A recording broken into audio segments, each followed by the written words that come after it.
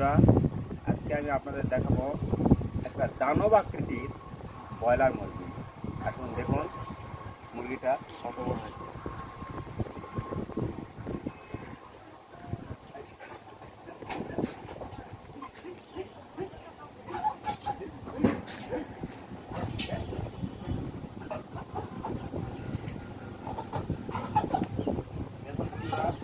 আমাদের বাড়িতে এই মুরগিটা প্রায় 8 কেজি ওজন।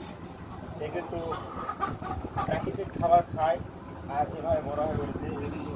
তেমন কোনো কৃত্রিম খাবার খায়নি।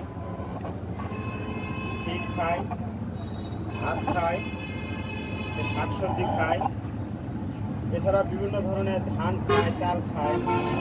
এই ধরনের প্রাকৃতিক উপকরণ খেয়ে দেখুন তাদের আজকে কিরকম গ্রোথ হয়েছে। বন্ধুরা, এটা দিয়ে তোলা যাচ্ছে না।